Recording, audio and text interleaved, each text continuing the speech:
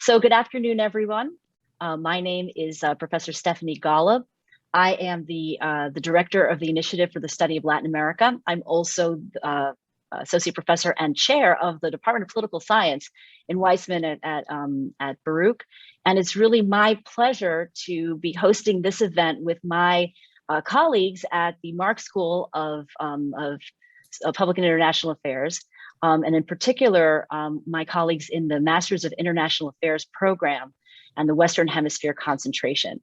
So I am very delighted to be here. I wanted to first of all, welcome the students that are here and those that are watching as well. ISLA is dedicated to raising the profile of the Latin American and Caribbean region on the Baruch campus, but we're also dedicated to connecting Baruch students to faculty and students and alumni to create a community and to really have a sense of putting the students at the center of what we do. So today's event, we're going to be talking about the Masters of International Affairs program. We're going to talk about this really fantastic graduate school opportunity that's right here at Baruch. I mean, you really couldn't get closer. So I'm very, really delighted to be here. I'm going to introduce our speakers, our first speakers, who are our faculty members. After that, we're going to have two fantastic speakers who are students. But first, we're going to start with the faculty who will be introducing the program. And after our faculty speak, the director of the MIA program and the director of the Western Hemisphere concentration, my partner, the coordinator of student affairs at ISLA, Diego Gonzalez, is going to interview the two students. You should feel free to put your questions into the chat. If you want to raise your hand electronically and ask your questions, please go ahead. And because this session is for you. So I'd like to start off by introducing my colleague, my friend, Professor Carla Ann Robbins. Professor Robbins is the director of the Masters of International Affairs program, and she's a specialist in national security and diplomacy. She had her career in journalism. She's a nationally known journalist and foreign policy commentator. And she served for 6 years as deputy editorial page editor and assistant editorial page editor at the New York Times. Before that, she spent 13 years in Washington covering diplomacy and national security for the Wall Street Journal. And we are really also delighted. She's an adjunct senior fellow at the Council on Foreign Relations, and she has her PhD in political science from the University of California, Berkeley. So we're really delighted to have you here with us, Professor Robbins. So would you tell us a little bit about the Masters of International Affairs program and so that our students know more about it? Thank you so much. Thank you, Professor Golub, and thank you to everybody who's here. Thank you, Diego, for organizing this, and Professor Arias, it's great to see you here. So first of all, Professor Golub didn't tell you the most important thing, which is that she is the godmother of this program. We could never have done this without her.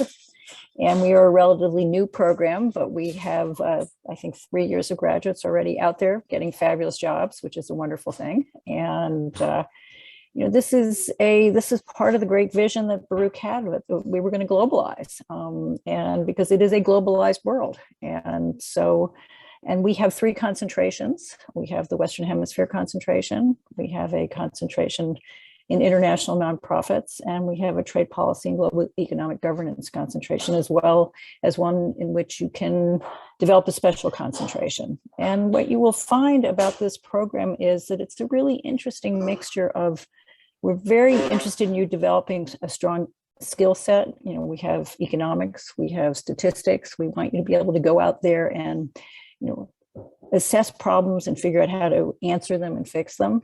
But we also want you to go deep on a particular area or set of questions that you want to answer, which is why we have concentrations. And so Western Hemisphere is particularly near and dear to my heart. I wrote my doctoral thesis on Cuba. So very happy that this was one of the concentrations that we decided to develop. I put into the link, into the chat, a link to a description of the program itself, so you can look at the core courses and you can look at the concentrations and the required courses and the potential electives. It's I think, a really exciting program, and we can talk, you can talk to the students about why they chose Western Hemisphere in particular. But it is, we had the School of Public and International Affairs which is, has a long-standing reputation, a national reputation in public affairs. And you will see that we're really not compartmentalized. We're not compartmentalized with the school. The students in their MPA program, we have students moving back and forth taking courses in all of the programs.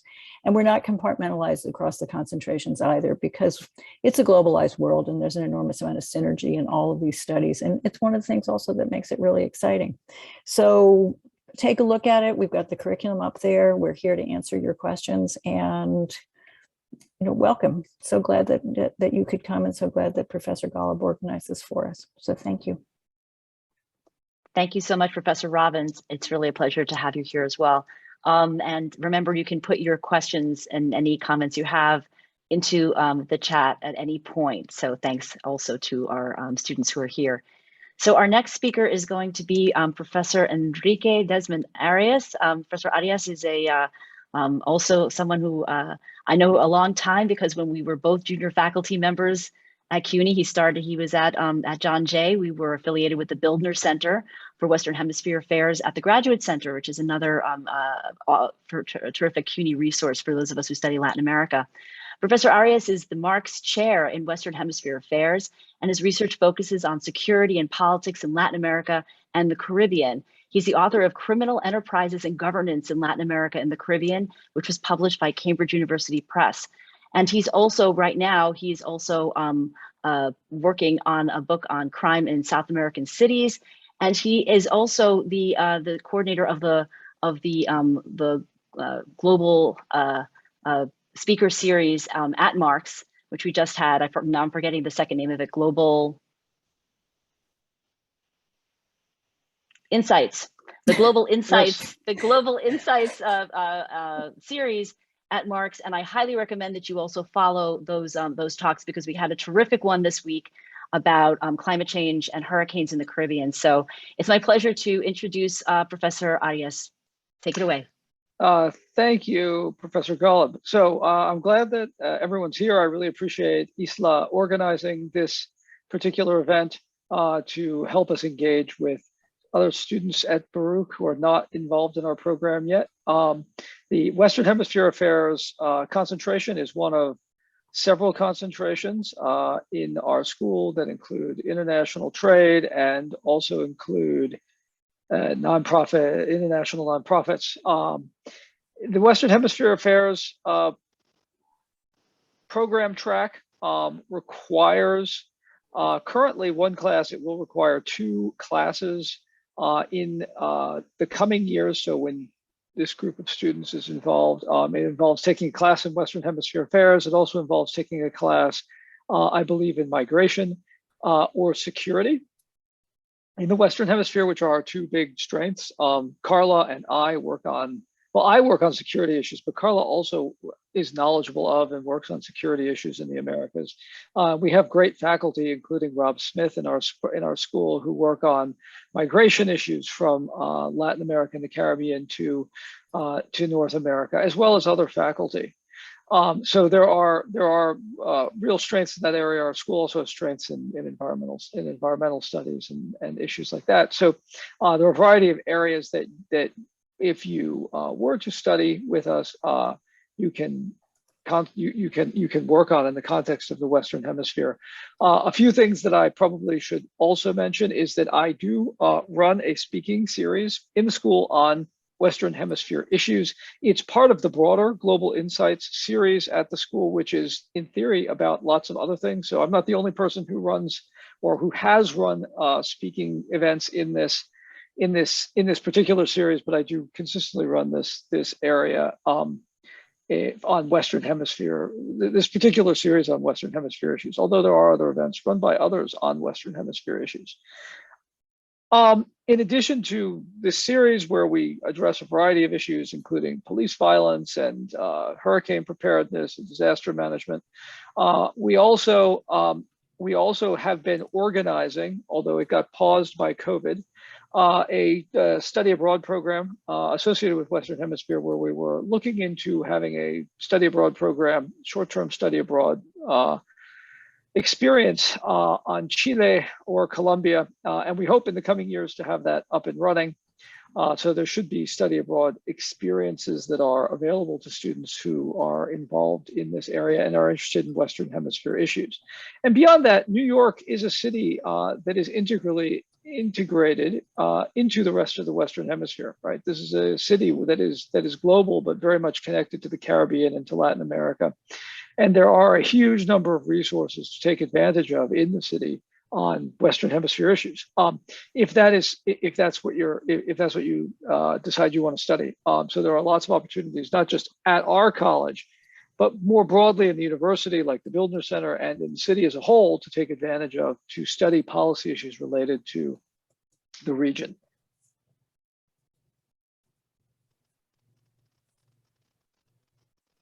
Thank you so much, Professor Arias.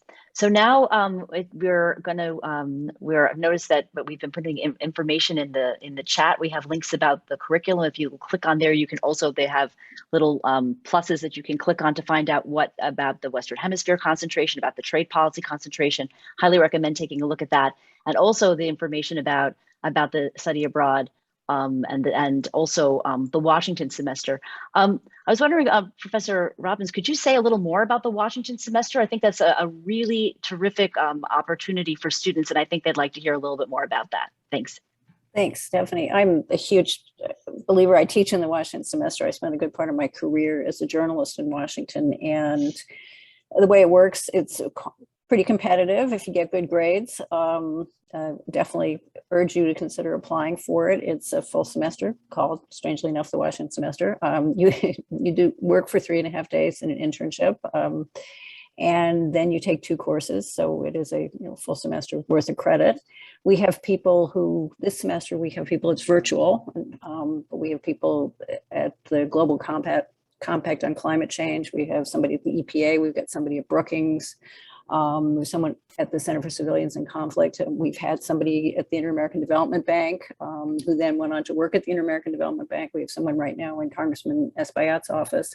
So we have people on the Hill. We have had people in the federal government. We've had people in nonprofits, advocacy groups. It's quite an exciting program, and we find that we have a lot of people who go to Washington and then they stay in Washington because they get hired and they really get the bug. I mean, if you're interested in policy, and we are a policy program, this is, I love this term when I came back to academia.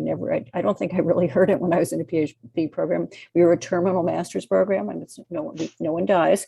But the point of this is we want you guys to go out there and, fix the world. Global problems need global solutions, and we want you to figure out, what problem you want to solve. And if you're interested in, the problems that can be dealt with in the federal government, the Washington semester is a really good opportunity to get involved with that. Great, thank you so much. Yeah, I think it's a wonderful thing to hear about all of the different placements of the students. these great opportunities that they have to really get their feet wet in terms of what is a career in international affairs. So that's to do that before you graduated is really a tremendous advantage. So I'm going to turn. Stephanie, let me interrupt you.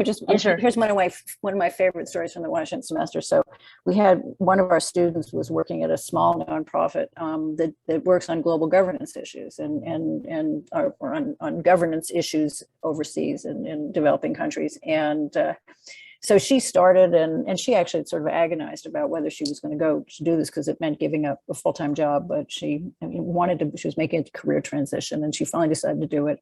And the 3rd week in the semester, she sent me an email and she said, Professor Robbins, is it okay if I miss 2 weeks from now the class because they want to send me to Rwanda for a week to do a project on the ground in Rwanda? And I said, yeah, I think actually that would be fine with us. And that's the sort of opportunity that that we really want you guys to have. And if you were working full-time and you can't take a semester in Washington or take a semester abroad, as Professor Arias says, we have short-term opportunities, a few weeks to go on a project as well. And if you were a good student, there is money to help support your travel, to help support your studies as well. One of the things we do in the Washington semester is we underwrite your housing in Washington, which is a pretty fabulous thing because we get it at Baruch. We understand that people, people can't give up their apartments in New York. We understand that people have jobs, and we want you, it's a master's in international affairs. We want you to be able to travel. We want you to be able to have different experiences. And so if you're a good student, there's support, and we really push everybody to grab as much of this program as they possibly can. That's really excellent. Thank you so much. So I'm going to turn it over now to Diego Gonzalez. Diego Gonzalez is a senior majoring in public affairs. So he's a Marxe student, and he is ISLA's coordinator of student affairs. So he runs our Instagram, and he runs our, and he is has organized this event, and he made these beautiful Zoom backgrounds. So thank you, Diego. He is going to be introducing and interviewing our students, our current students in the MIA program. So I will hand it over to you, Diego.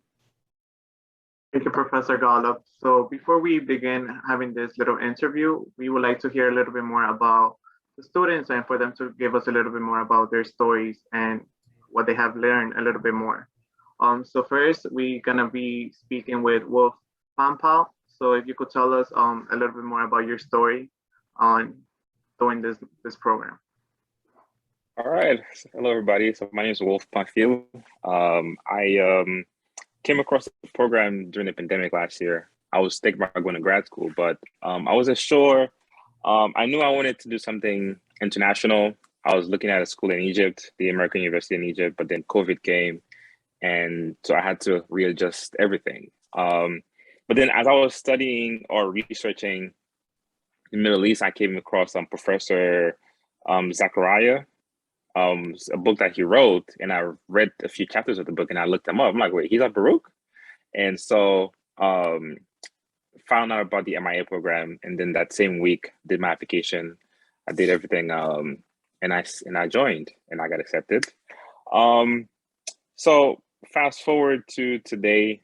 Before, when I first joined the program, I was working as a paralegal, and I made a commitment to myself that I wanted to, my next job should be something that's related to this program.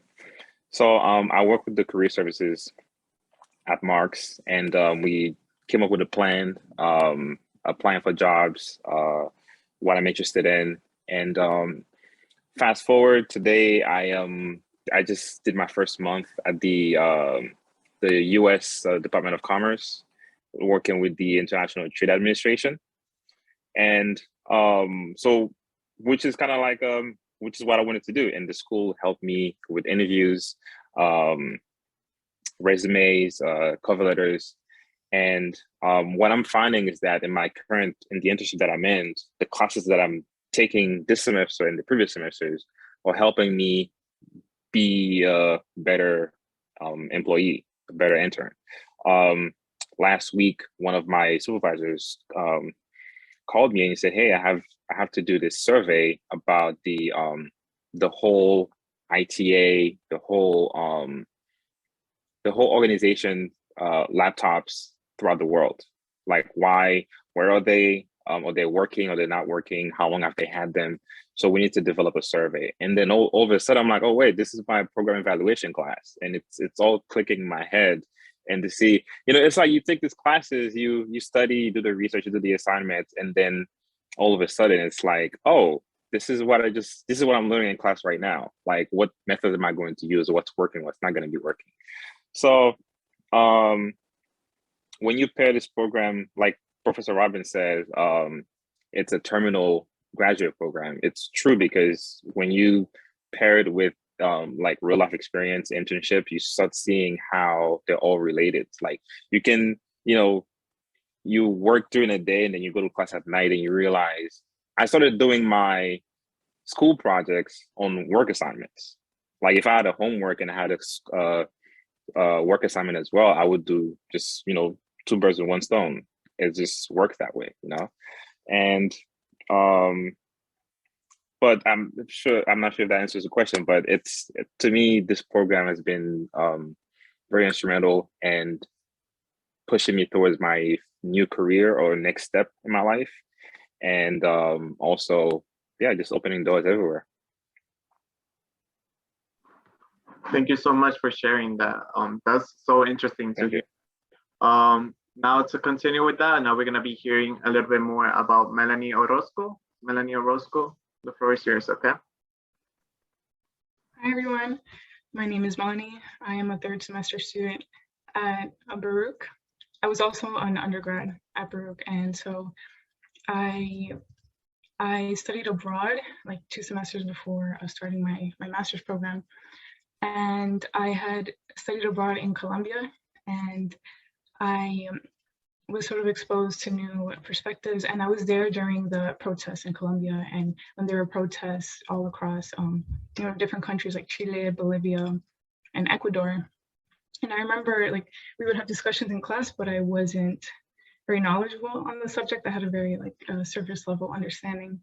And so I became very curious about that region, and I really wanted to understand like the historical factors of and how everything has led up to that moment.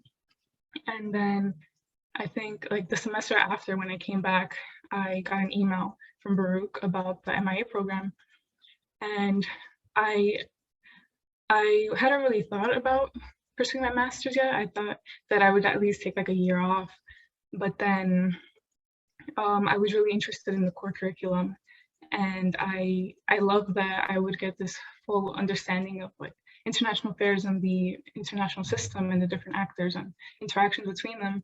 But I would also be able to focus on the Western Hemisphere affairs, the concentration. I was really interested in that and excited. And like Professor Robin said, the concentrations aren't compartmentalized. So like I realized that even though my concentration would be Western Hemisphere affairs, like I would still have like a greater understanding of international affairs and global governance, and it wouldn't be so rigid and like focused on one area. And that's really how it's been. I have enjoyed all of my classes. Everything has sort of built on, like every class has built on to each other, like Wolf has said. Like our research and analysis class, right? Our stats class. I've seen myself also using that at work.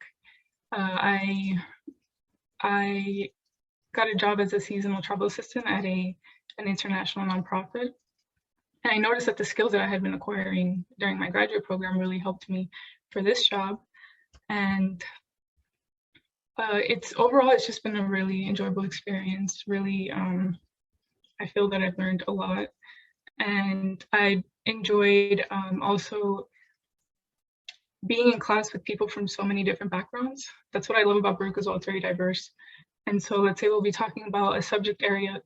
We were talking about, in my migration class, we're talking about climate driven migration in Thailand.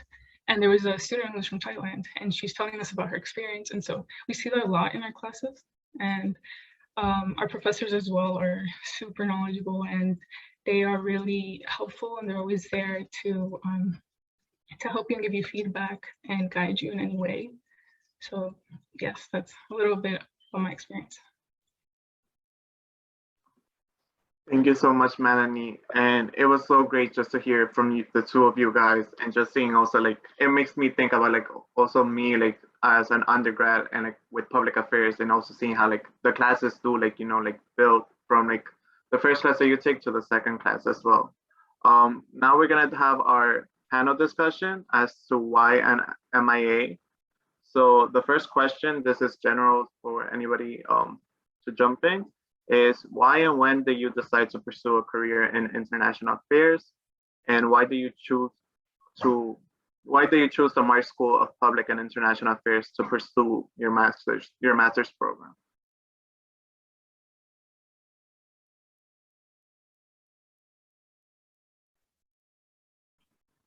I guess I can start.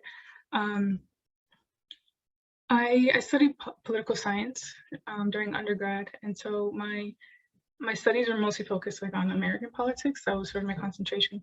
But then during my junior year, I volunteered in Puerto Rico with Community Service Corps, and we went and we helped repair homes in Puerto Rico, and we worked with an international nonprofit called NAHAMA. And I loved the work. I loved NAHAMA's mission, and I just love that there were organizations that were there to help vulnerable populations when like the government wasn't stepping in to help. sufficiently. And so that was sort of when I realized like I wanted to make the shift to the internet, to international affairs. And I knew that I wanted to be part of maybe an INGO or UN agency that has a humanitarian mission. And then, like I said before, I was interested in Western Hemisphere affairs after like my semester in Colombia.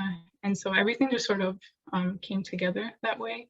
And since I was already a student at Baruch, I knew, about Baruch. I knew the professors and sort of the culture, how everything works. And I knew that I would be making a smart choice by choosing Baruch for my grad school, for my master's.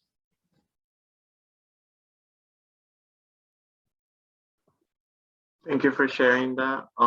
Wolf, would you like to go, or we could just move on to the next question? Yeah, sure. Why I wanted to join the MIA program, I think I'm from Haiti. I was born and raised in Haiti. And for a long time, Haiti has always been the, what's it called? The bad apple in the Caribbean region, the Latin America. So it's always in the back of my head, how can I help? And I always think that the issues involving Haiti are broader, and the solutions are probably somewhere else. That's what I always thought about. And that's when I came across Professor Zachariah's book, and it talks about the protests in Africa that from the 60s, how they shaped the continent itself. So I'm like, oh, maybe I could learn something from that book. And then from there, I'm like, oh, wait, he's at Baruch. So maybe the solutions that I'm looking for are somewhere else. They just haven't made their way across to Haiti yet. So that's how I came across Latin America.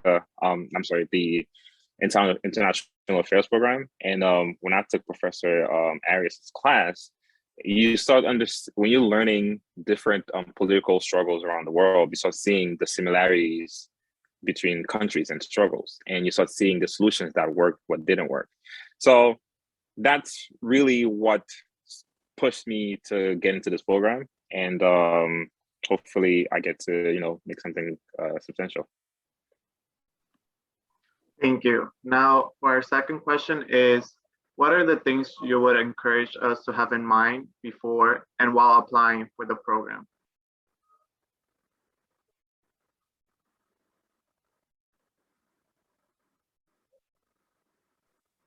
I'll answer.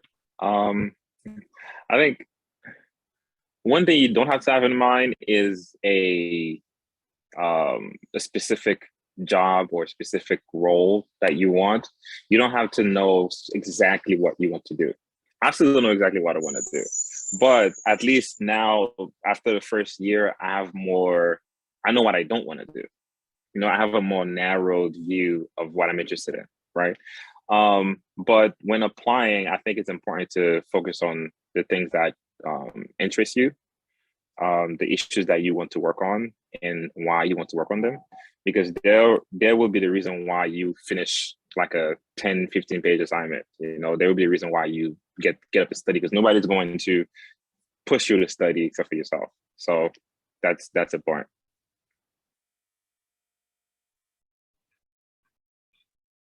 So Wolf basically gave perfect advice. It's so true. I mean, you don't have to know exactly what you want to do. You should have an idea, right? Once you, when you're applying.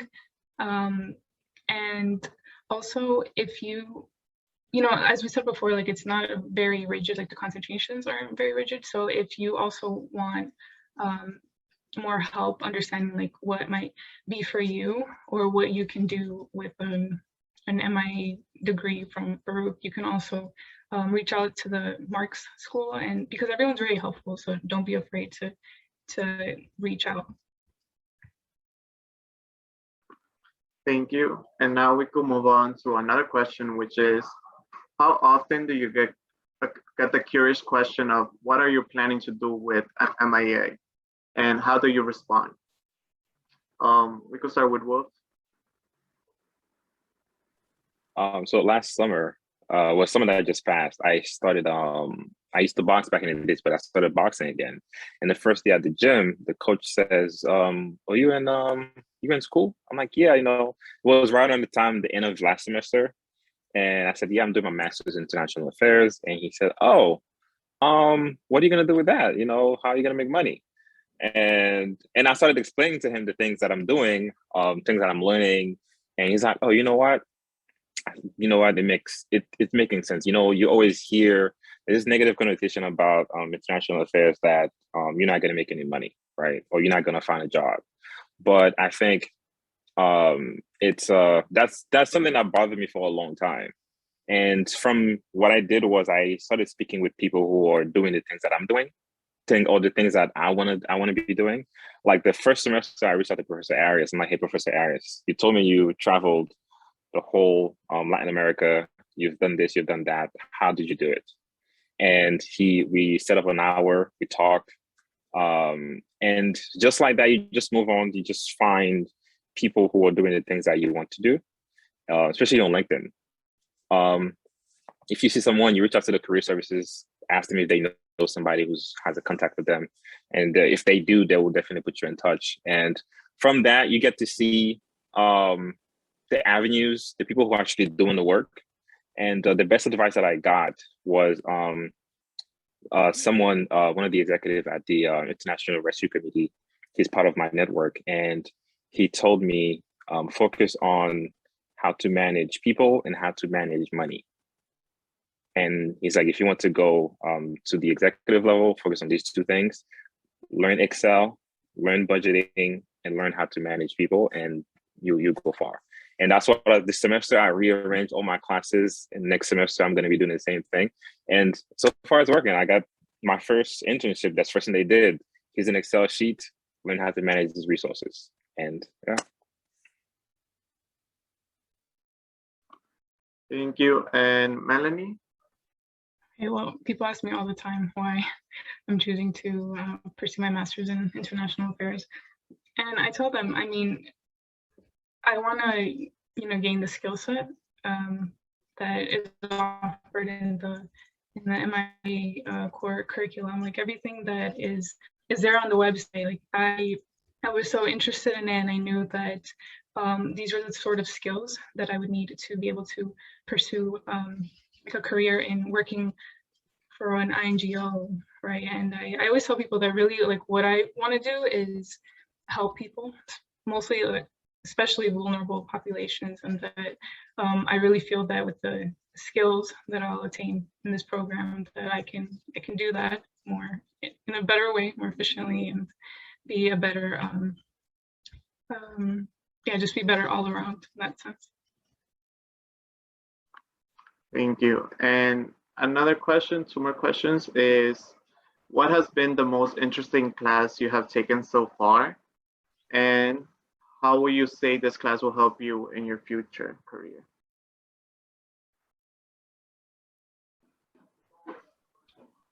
Well, I could go first. I think most interesting, definitely my Western Hemisphere Affairs class, because that was like the class I was most excited to take, especially after my semester in Colombia.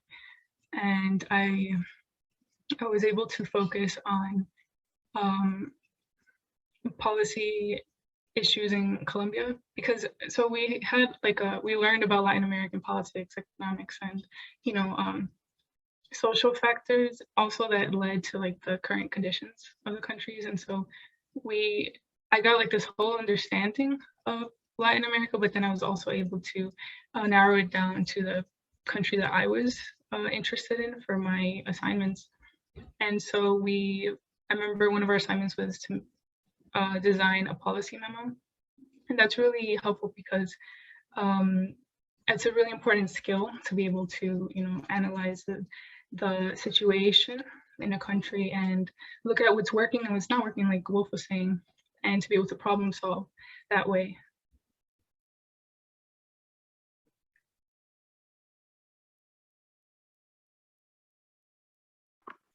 I was muted. Thank you. And Wolf, I will just repeat the question for you. What has been the most interesting class you have taken so far, and how will you say this class will help you in your future career? Most interesting class. Most interesting class has been economics, intro to macroeconomics, and that was my first time ever taking an economics class. An undergrad, I didn't have the opportunity to. And it's, when you first read about it, I thought it was going to be something, out of this world, like, oh my God, how am I going to pass this class? But when you start learning economics, it's, you start realizing how everything in the world is economics. Every single thing, even like in your own house, is about economics. And I think that's a class that really touched me on a personal level and made me look at I feel like the best classes are the ones that you can incorporate into your own life. And this class really made me see the world in a different way, as well as like my involvement in the world, if that makes sense, or how, how things affect me, how the outside world will affect everything else. So I think that was the most interesting class for me. Thank you. And one last question is, do you have any advice for future students on how the school adapt to the workload and network with fellow students and professors as well? I think. Can you repeat that for me? Yes. Do you have any advice for future students on how to navigate the school, adapt to the workload, and network with fellow students as also with professors?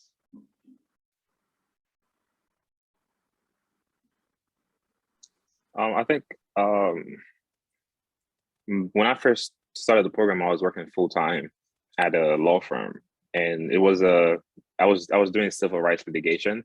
It was a very demanding job, and working 40 to 50 hours a week and going to school full time. I would not recommend that.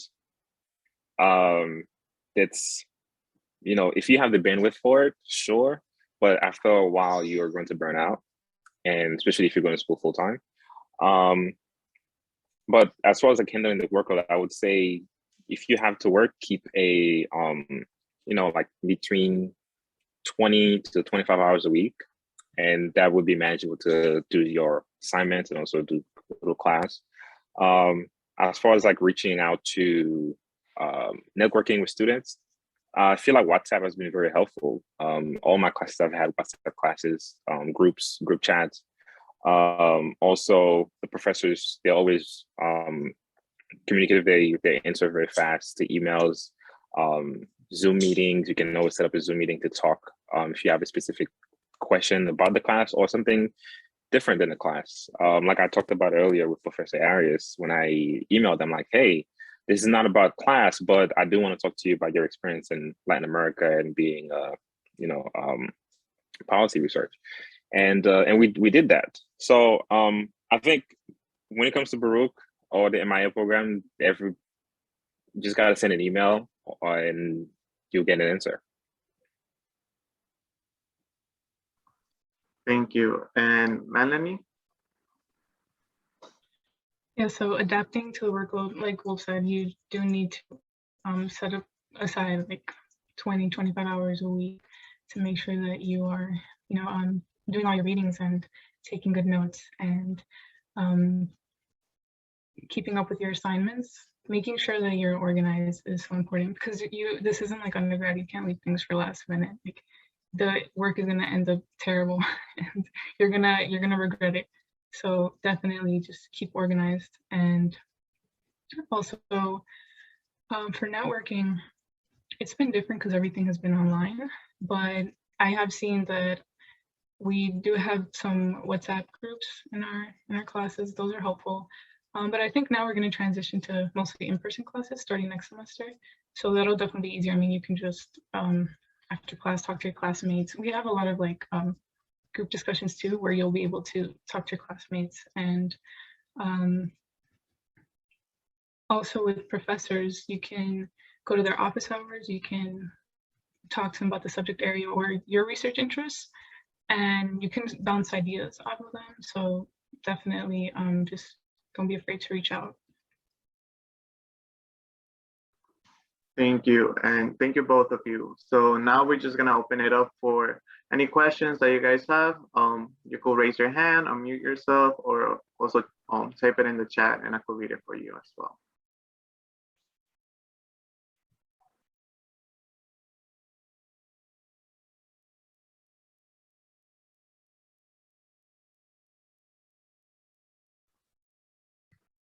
No questions? Well, now I'm gonna pass it down to Professor Golub. Thank you, Diego. I know sometimes when I go to these meetings, I say, I've got a question, but it's over. So I'm going to encourage our speakers to put their emails into the chat if they wouldn't mind, if people had questions afterwards, if people could wanted to be in contact with our speakers. I want to thank our fantastic speakers from the Marxe School, Professor Carla Ann Robbins and Professor Enrique Desmond Arias from Marxe. I want to thank our fantastic Marxe students. You really it's fantastic to see you succeeding and really being able to fulfill your goals and really send yourself off on a great career in international affairs. We need more Baruch students going in to help us make this a better world. I absolutely agree. And so please also reach out to us at ISLA. We have an Instagram and a Twitter account. So I put those in the chat as well. And we are really very excited to see students here. We have a YouTube channel as well with lots of great events that we've had over the course of the last year and a half. We've been online. We're hoping to eventually be in person. We have a newsletter, so we'll be adding you to our newsletter. It comes out every week. And Diego, I want to thank Diego Gonzalez, who's our coordinator of student affairs, for bringing us this fantastic interview and a great event. And we're a little early, so I hope that you all have a wonderful afternoon, and thank you very, very much for joining us. Hasta pronto. Bye-bye, everyone.